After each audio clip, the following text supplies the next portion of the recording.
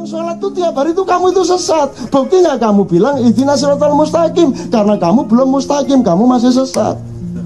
Apa kurang jelas itu? Jelas. Jelas sekali. Jadi kalau disesatkan orang kayak terus gitu. Baru tahu loh kalau gue sesat. Udah lama. Tinggal gitu disesatkan kok sedih.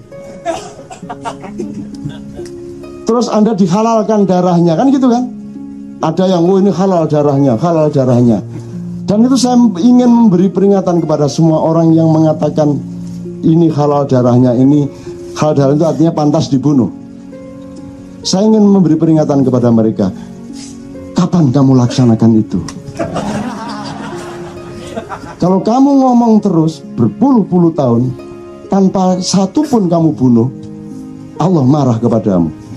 Kabura maqtan indallahi an taqulu ma la taf'alun. Dosa besar bagi orang yang mengatakan sesuatu yang dia tidak lakukan. Jadi mulai hari ini mapping berapa jumlah orang DKI yang halal darahnya, alamatnya dicari, jumlahnya berapa, seluruh Indonesia berapa, di set up, di program, kira-kira butuh berapa puluh tahun untuk membunuh 235 juta orang yang halal darahnya. Iya Mas. Lagi bendina ngomong halal darahnya gak dipaten-pateni. Gimana sih Mas? Nah, kalau memang kamu tidak mampu melaksanakan, mbok meneng cangkemmu iku menengo. Oh ya gak kau lakoni lho, kate lapo sih? Awas nang dipateni tenang wis. Iki lho ana wong Kristen akeh ndek KCI ya dipateni. Ojo meneh Kristen Islam kene akeh sing halal darah ya. Ana sing sembayange iku gak cocok kalau ngene iki. Sing dirijine gak ono iku mang. Itu loh. Sing bid'ah sambrek wis kari dipateni. Kan yang bener kan cuman mereka. Gitu? Kita semua kan enggak bener lah ya wis nang wis. Nah sekarang untuk membunuh itu kan harus ada teknologinya, mau apa, pistol, mau santet, mau apa lah, diprogram dong, diprogram, gitu loh, nang wes. Setelah itu kan hilang toh problem Indonesia selesai toh, karena sudah tidak ada penduduknya.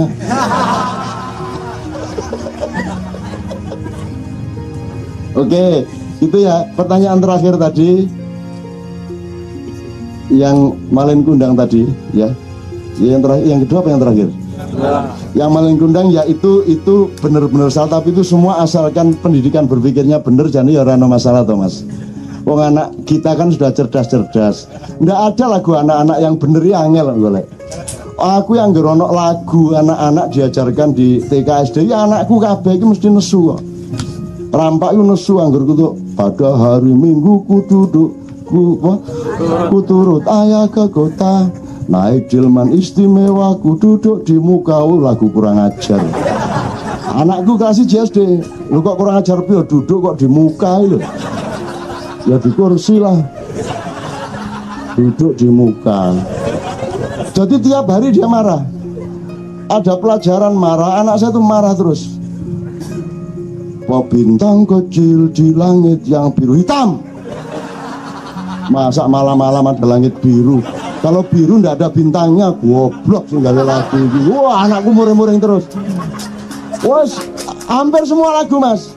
Po ami-ami belalang kupu-kupu, siang makan nasi, kalau malam mimik cucu.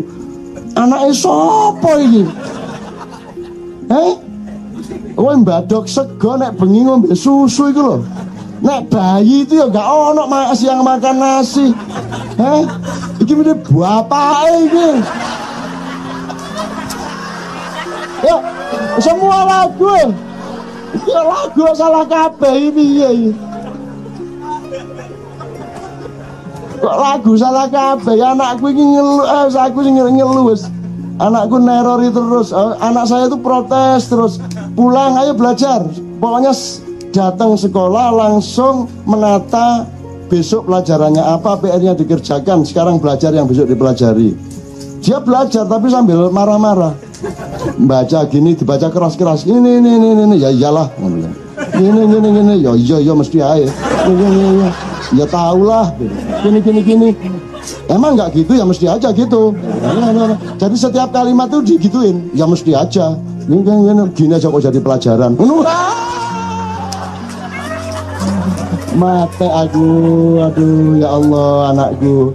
Saya protes bahasa Inggris itu asal usulnya nomor 2 dari Erik, tapi sebenarnya dari anak saya yang kelas 1 SMP. Dia sudah belajar bahasa Korea. Bagi dia lebih rasional bahasa Korea daripada bahasa Inggris. Terus dia sekarang belajar bahasa Turki. Karena dia terus kritis sama bahasa Inggris. Dia perfect bahasa Inggrisnya, sudah TOEFL tinggi, sudah menurut Sabrang lah ya. Itu sudah bahasa Inggris sangat bagus. Tandanya kalau saya adalah bahwa anak saya bahasa Inggrisnya bagus yang kelas 1 ini karena dia sudah betul-betul marah kalau mendengar saya berbahasa Inggris. Kalau dulu masih udah nggak usah gitu, sekarang ayah nggak usah bahasa Inggris, jelek. Ya wes. Jadi sekarang saya betul-betul nggak punya kepercayaan diri untuk berbicara bahasa Inggris di depan anak saya. Mangkel aku, gobol. Elek. Wis, anak saya kelas 1 SMP udah bagus bahasanya dan saya betul-betul dilarang. Kemarin tuh saya masih coba sekali-sekali sak kata 2 kata, please gitu. Ya nggak usah bahasa Inggris, jelek. Waduh, yo. Bisa kamu coro Jawa karaku, ya jangan coro Jawa aku ya raiso deh ngomong ini. Nah, gitu teman sekalian. Jadi memang bukan kita tidak punya riwayat, Dek, menurut saya. Tapi cara berpikir kita ketika mengidentifikasi dongeng-dongeng atau juga menentukan pahlawan-pahlawan kan banyak keliru, Dek.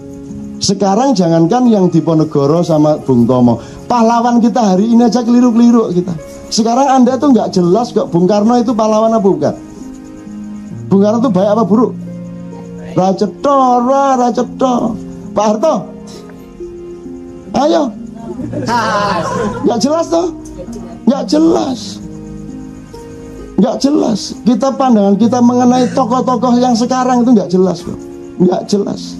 Mana Orba, mana reformis saja nggak jelas, Pak.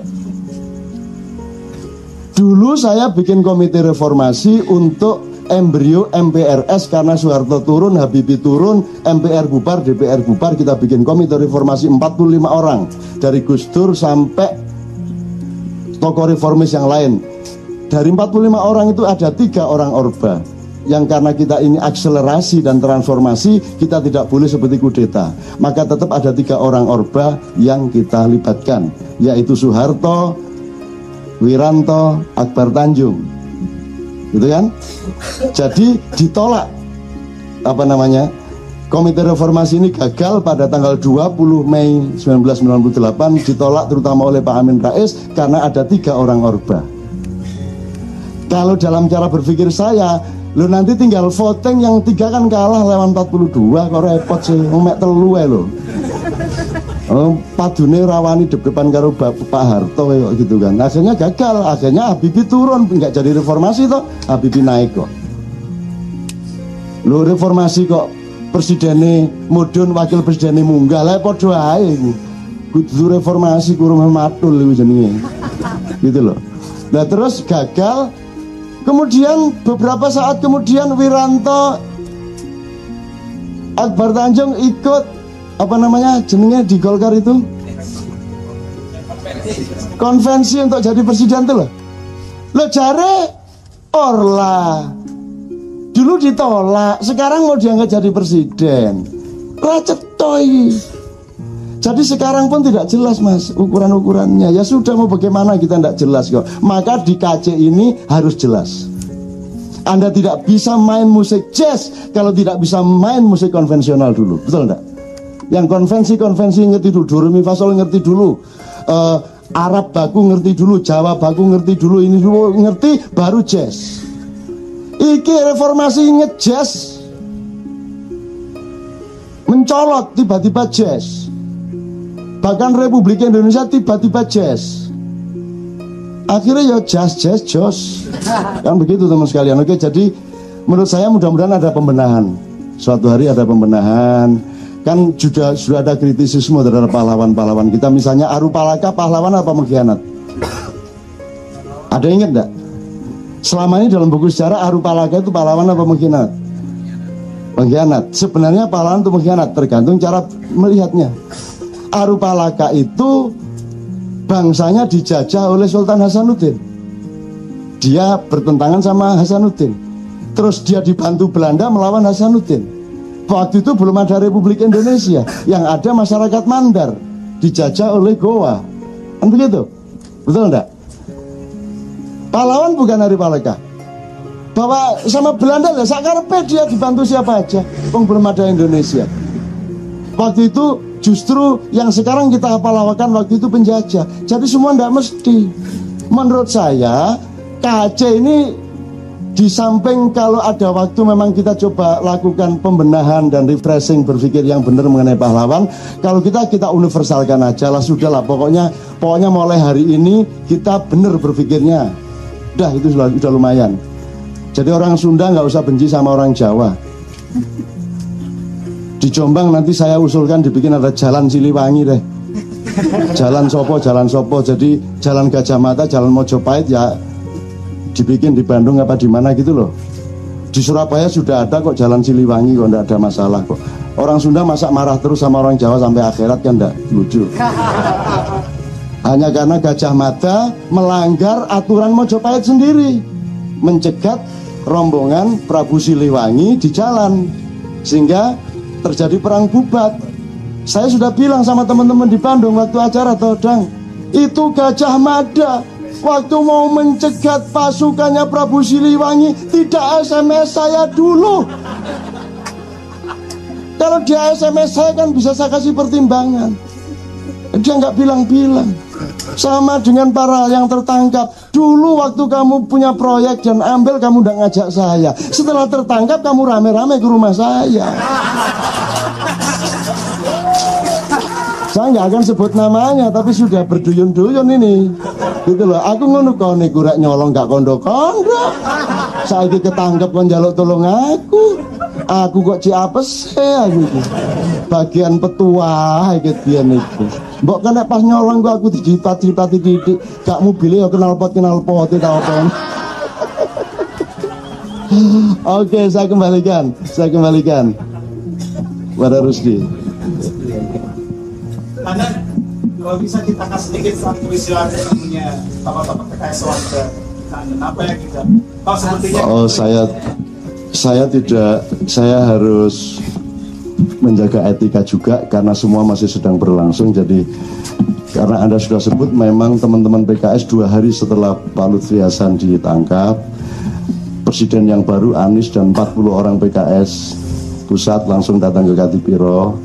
Kemudian begitu sprindik bocor, kemudian diumumkan benar oleh KPK. Yang bersangkutan juga Jumat yang lalu bersama saya 4 jam di rumah, terus saya antar ke airport.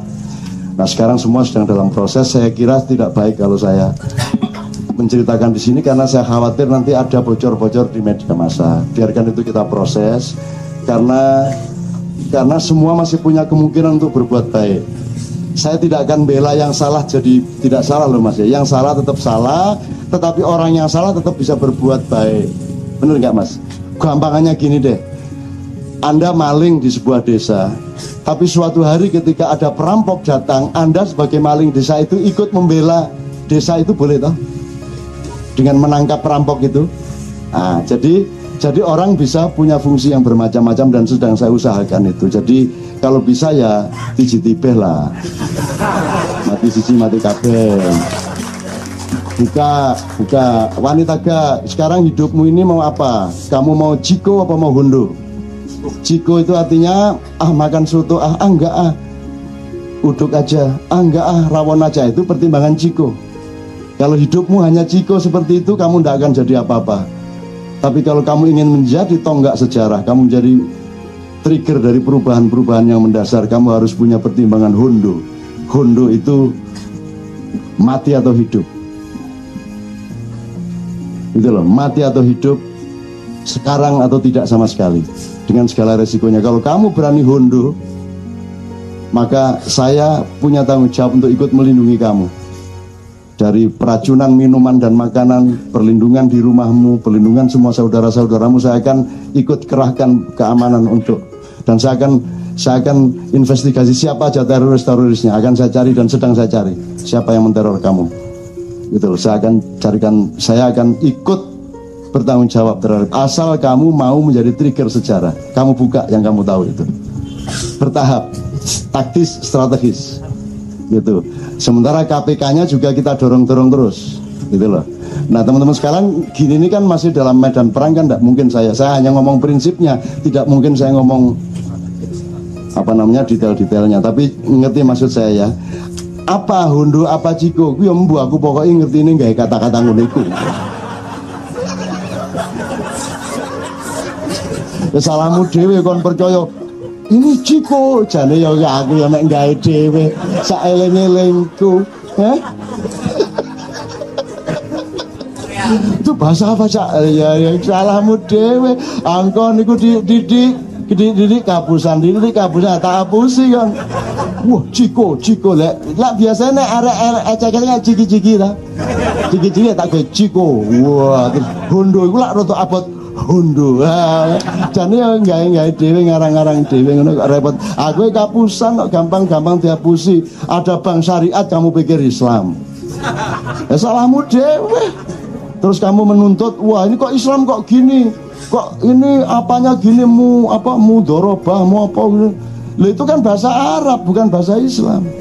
Salahmu sendiri, bang, itu bukan bank Islam kok. Kalau bank Islam itu namanya bank syariat Islam atau bank Islam, itu kan bank syariat.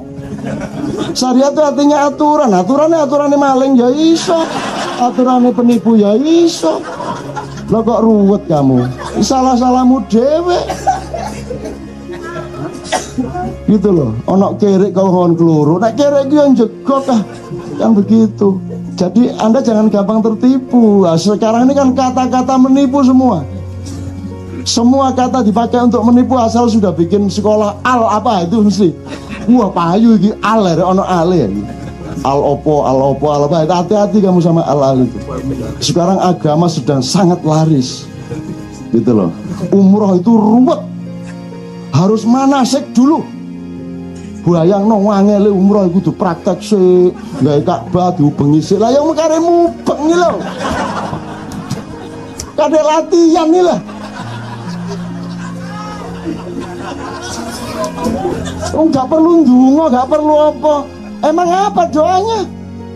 Itu cuman sedikit lah halo Bandung gampangannya. Cuman labbaik Allahumma labbaik. Cuman itu tok kok. Labbaik la syarika lak labbaik mengunut tok, itu tok. Selebihnya kamu itu sakarepmu Gusti. Mpun nemen-nemen pokoke hukum kula. Ya Allah, mosok kula mboten rapi-rapi. Ya Allah, gak masalah. Terus Rahman Rahim sampean niku kayak orang Madura lah. Begitu dagangannya gak payu ngene dek sore-sore. Jare Rahman Rahim sampean niku. Mosok gak payu-payu daganganku sampai sore ngene iki. Endi buktine Rahman Rahim iki? Ngomong tok ae sampeyan iki. Aku wis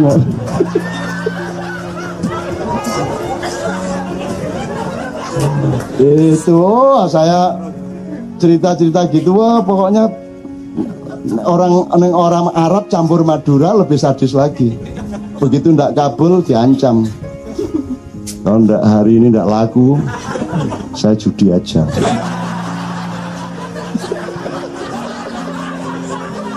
Gusti Allah gopo kabeh bril dipayakno bril.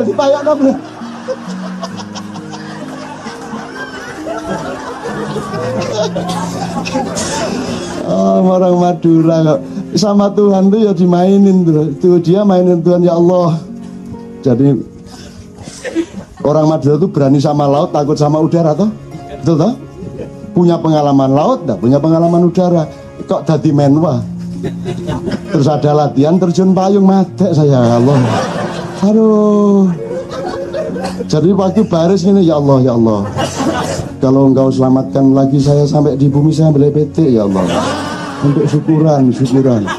Akhirnya didorong masuk pesawat, lihat di jendela, take off, ya bumi, ya Allah. Wedus. Naik, negosiasi naik. Dari nyembelih ayam dinaikin, nyogok Tuhan dengan kambing. Makin naik lagi di atas awan, sapi.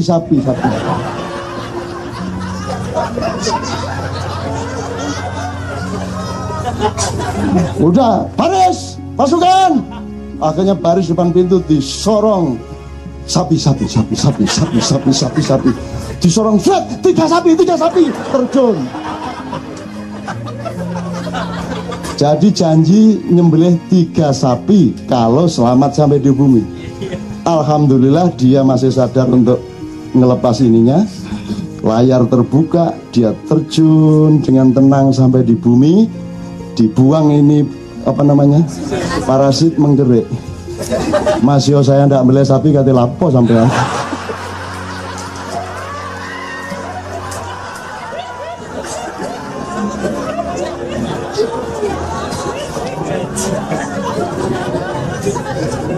Masya Allah sampai hamanya bertengkar soal sapi. Masa sampean nagih sapi sampean maha kaya apa gunanya? Meskipun saya ndak sembelih sapi ya sama bagi sampean. Iya coba, wong kendel kaya ngono kuwi. Agama rusak kabeh. Gitu loh, makanya agama di Madura itu bukan Islam NU.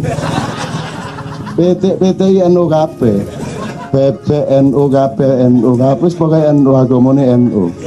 Gitu loh. Jadi dimulainya rusaknya bahasa itu ya dari Madura aslinya. PSSI tanding di situ di Senayan. Nggak punya karcis, pengen nonton lawan Malaysia waktu itu, masuk potong sik di cepak neng masuk. Karcis Pak, anggota Pak.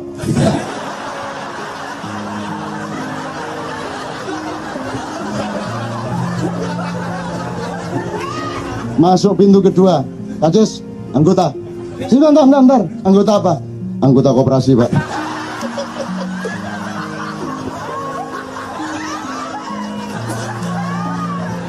Sing salah kan penjaganya toh, ngomong anggota diasosiasikan ke anggota TNI. Ya salahmu dhewe, aku cuma ngomong anggota kok. Aduh Gusti Pangeran, mudah-mudahan pikiran Anda sekarang tidak ada ruwet-ruwetnya, fresh, badan Anda sehat. Bener-bener ada masalah apapun yang penting beres di pikiran. Kalau hati jangan ikut-ikut. Hati itu diem aja sama Allah, bertapa saja. Jangan ngenang hancur kamu. Pikirannya bener, hatinya bertapa, selesai masalah. Perkara nggak bisa melaksanakan, biasa nggak bisa melaksanakan. Kebanyakan nabi nggak bisa melaksanakan juga kok. Nabi Yahya dibunuh kok. Nabi Musa pusing sendiri sampai dikejar Fir'aun kok. Gitu loh. Itu pun terus dikasih kemurahan, dikasih kesaktian bisa membelah laut. Tapi Nabi Musa ndak GR. Ya matur nuwun. Sampean kayak iki. Tapi kan terus orang Musa sakti loh, jari sopo sakti. Lu tongkatnya sakti, jari sopo tongkat sakti. Lah itu bisa membelah laut itu lak mang dikongkon. Menekon gini agak belah dikorone. Siapa bilang sakti? Ndak ada sakti kalau dikaji sederhana. La haula wala quwata illa billah. Jadi kalau ada sesuatu yang tidak mampu kamu jawab, bergembiralah karena itu urusan Allah dan kamu tinggal minta kepada Allah. Seperti orang Madura, ya Allah. Itu ya. Tunjukkan, buktikan Rahman Rahimmu ya Allah. Terakhir ya, tak kayak cerita menasing wis tahu. Karena ndak laku-laku, ono wong liwat ndelok barang, enggak. Ndelok barang tuh. Sampeyan niku patroli tak kate tuku sampeyan niku. Wah akhirnya lo ya kan boleh pembeli lihat-lihat kan boleh. Ndak bisa. Ndak laku dari pagi didelok-delok tok. Akhirnya nesu deh, wah, akhirnya mau bertengkar tetangganya sesama penjual. Kamu jangan berani-berani, itu KKO itu. Lah, nggak takut saya sama KKO, asal bukan ABRI.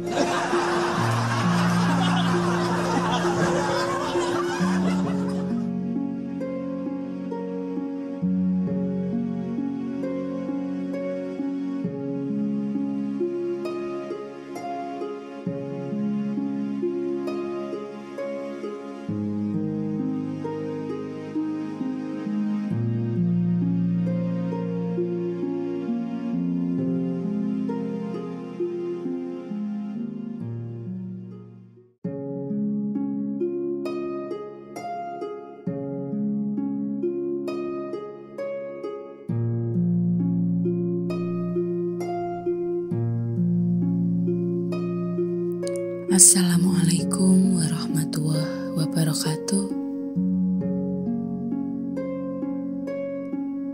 Ihdinas siratal mustaqim. Kalau manusia berambisi terhadap melimpah dan sempurnanya ilmu dan pengetahuan dalam dan tentang kehidupan,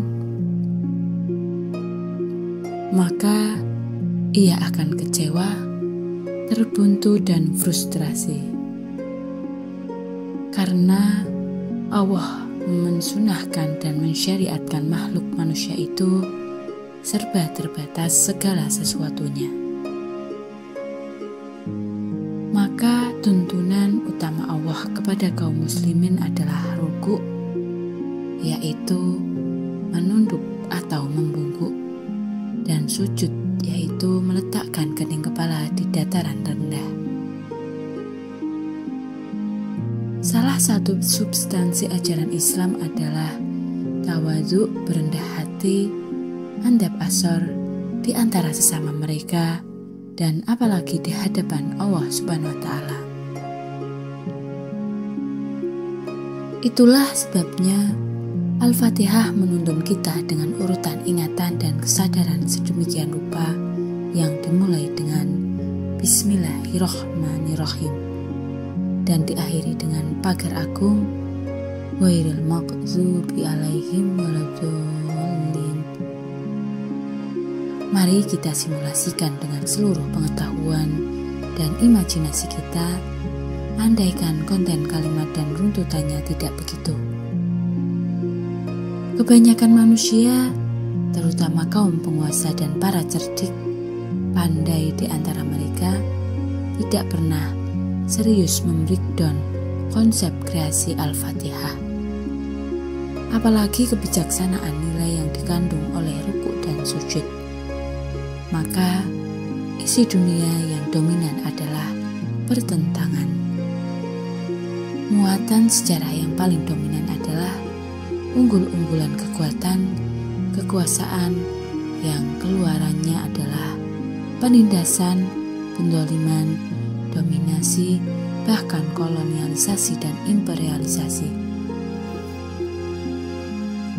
Itulah muatan utama problem global peradaban umat manusia di bumi, dengan berbagai bentuk, cara, alat dan mekanisme yang akhirnya semua manusia terjerat di dalamnya tanpa pernah akan menemukan jalan untuk keluar dari jebakan peradabannya sendiri. Itulah sumber persaingan, perebutan dan pertengkaran antara negara dan setiap negara, hingga pecahan satuan-satuannya yang beragam-ragam berangkat dari kepentingan untuk mendominasi. Sejak kanak-kanak, para orang tua di keluarga muslimin sudah mengajarkan ucapan rutin La haula wala quwata illa billahil aliyil azim. Tidak ada kuasa dan tidak ada daya kecuali milik atau pada Allah yang maha tinggi dan maha agung. Mungkin kita kurang rajin omong-ngomong dengan anak-anak dan siapapun bahwa kita illa billah itu tidak bisa diganti menjadi illa bi Muhammad, illa bi Jibril, illa bi ulama, illa bi pejabat, ataupun illa bi kepala negara. Akhirnya, tanpa terasa, anak-anak kita ucul lepas dari kendali kita dan kebenaran Allah. Mereka pikir ada penguasa yang benar-benar penguasa selain Allah. Mereka pikir kiai itu berkuasa dan pasti benar, sehingga mereka menderek kiai. Mereka pikir pejabat negara itu sungguh-sungguh berkuasa, sehingga mereka menyembah kepala negara, membenarkan seperti bahkan melebihi membenarkan Tuhan yang Subhanahu wa Ta'ala.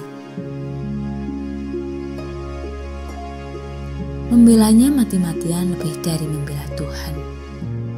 Bahkan mereka gembira dan merasa nikmat menghina dan merendahkan sesama manusia karena merasa berada di pihak Tuhan atau siapapun yang mereka tuhankan.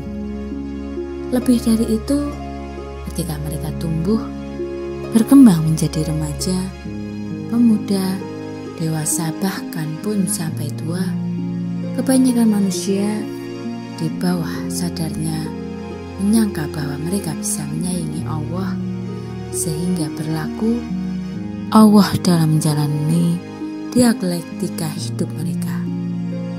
Karena mereka merasa berada di posisi Tuhan, maka mereka bisa menghina sesamanya dengan tetap merasa aman. Mereka mampu membuli, menista, merendahkan, bahkan menginjak-injak martabat sesama manusia dengan tidak merasa bersalah atau berhutang kepada qada dan qadarnya Allah yang benar-benar Allah. Faman ya'mal misqala dzarratin khairan yarah wa man ya'mal misqala narati syarran yarah. Barang siapa yang mengerjakan kebaikan seberat zarah pun, niscaya dia akan melihat balasannya. Dan barang siapa yang mengerjakan kejahatan sebesar zarah pun, niscaya dia akan melihat balasannya pula.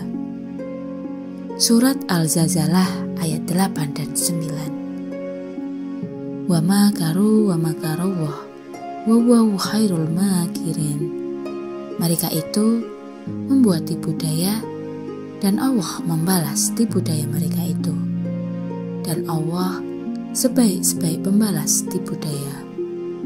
Quran Surat Ali Imran ayat 54. Mereka di ayat tersebut mungkin termasuk kita-kita ini. Itulah sebabnya kita sinau bareng, bersama-sama belajar, mencari, menemukan dan berlatih. Siapa tahu diperkenankan oleh Allah menjadi mereka yang an'amta alaihim.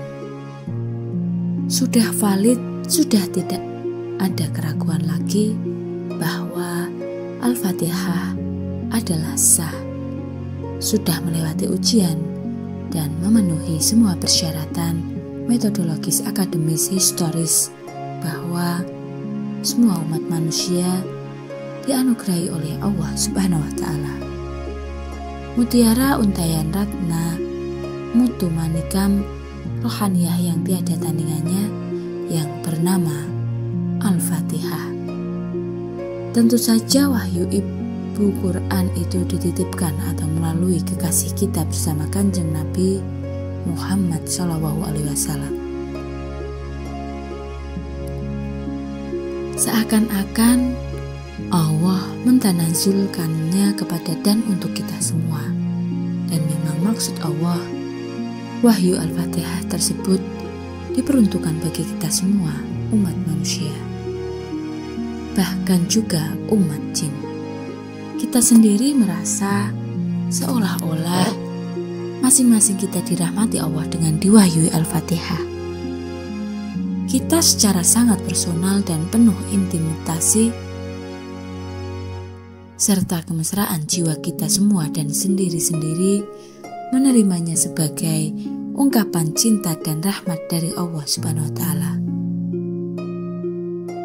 Meskipun sekali lagi secara syar'i keilmuan dunia ia diwahyukan kepada atau melalui Rasulullah Muhammad SAW, panutan kita semua, sepenuh hati, lengkap dengan asbabun nuzulnya serta runutan sejarah sanad peristiwayatnya. Tetapi kita mensyukuri dan menghusyunya seolah-olah kita secara sangat personal mendapat anugerah dan rahmat dari Allah Subhanahu wa Ta'ala. Sebab firman-Nya, hudan linnasi wa bayyinatin minal huda, mutiara Al-Fatihah ini untuk kita semua manusia, dan kita merasakan nikmat dan takjub betapa kita sudah menjadi muatan Al-Fatihah, sekaligus Al-Fatihah merasuki seluruh jiwa, ruh dan entitas hidup kita. Sanurihim ayatina fil afaki wa fi anfusihim hatta yatabayyana lahum annahul haq. Awalam yakfir bi rabbika annahu ala kulli syai'in syahid. Kami akan memperlihatkan kepada mereka tanda-tanda kebesaran kami di segenap penjuru semesta dan pada diri mereka sendiri, sehingga jelaslah bagi mereka bahwa Al-Quran itu adalah benar. Tidak cukupkah bagi kamu bahwa Tuhanmu menjadi saksi atas segala sesuatu? Surat Fussilat ayat 53. Al-Fatihah menjadi kornea mata kita. Al-Fatihah menjadi jantung dan aliran darah kita. Al-Fatihah menjadi mata pandangan kita. Kita melihat, menilai, memahami dan menggambari kehidupan ini dengan Al-Fatihah. Al-Fatihah menjadi metodologi berpikir kita. Al-Fatihah menjadi kelembutan hati kita dalam merasakan segala sesuatu. Bahkan kita merasakan usapan angin dengan rasa Al-Fatihah. Kita menatap gunung dan samudera dengan Al-Fatihah. Kita melihat daun-daun, pepohonan, hamparan hutan dan kebun-kebun dengan Al-Fatihah. Kita bersilaturahmi dengan bumi, matahari, rembulan, semua bagian tata surya dan galaksi-galaksi Al-Alamin dengan Al-Fatihah. Kita berinteraksi dengan sesama manusia dan semua makhluk lain ciptaan Allah dengan Al-Fatihah. Bahkan kita menghadap kepada Allah, sowan, membungkukkan badan serta bersujud, kemudian kembali bertakbiratul ihram dengan Al-Fatihah. Kita membaca satu persatu ayat-ayat Al-Quran yang semuanya dikandung oleh Al-Fatihah dengan jiwa raga Al-Fatihah. Kita bersentuhan, berinteraksi, dan memahami tanda-tanda kekuasaan dan kasih sayang Allah di seluruh bangunan kebudayaan dan peradaban, sosial dan politik, sosiologi dan antropologi, fisika sunatullah hingga artificial intelijensi dan Al-Fatihah. Karena Al-Quran yang ibunya adalah Al-Fatihah menuntun kita agar seluruh bangunan zaman yang kita ikhtiari bersama seluruh umat manusia, agar kita terperosok ke dalam jurang al-maghdubi alaihim atau bahkan terjebak waladhdallin. Karena tanazul Al-Fatihah beserta Al-Quran seluruhnya dimandatkan oleh Allah wa bayyinatin minal huda kepada kita yang sejak awal diahsani takwimkan sehingga dilantik menjadi khalifah di bumi. Maka semua pembelajaran di lingkungan keluarga, di taman kanak-kanak, sekolah, segala universitas dimerdekakan oleh wabayyinatin minal huda, dan Allah menunggu kita semua berjalan dan menjalani kehidupan menuju an'amta alaihim, dan jangan sampai ghairil maghdubi alaihim waladhdallin. Kita memproses penghayatan semacam tersebut dalam sinau bareng di puluhan tahun perjalanan ma'iyah, bahwa hal tersebut membuat kita tersaing, membuat kita terasing, karena mainstream peradaban termasuk dunia pendidikan tidak mempedulikan keutamaan Al-Fatihah sebagai ilmu, sebagai metodologi, sebagai sanad utama nasib kita di hadapan Allah Subhanahu wa Ta'ala. Dengan segala output atau resiko-resiko keadaban yang kini kita alami bersama-sama semua penduduk bumi, kenyataannya tidak membuat ma'iyah dan kita semua menyerah, berhenti atau berganti haluan. Kita wawahillazi anfusana biyadilihi tidak akan pernah menyerah untuk bersangka baik terhadap an'amta alal ma'iyah dengan Ibu Al-Fatihah. Sekian yang dapat kami sampaikan. Apabila terdapat kesalahan dalam pengucapan atau penyampaian, kami mohon maaf. Wassalamualaikum warahmatullahi wabarakatuh.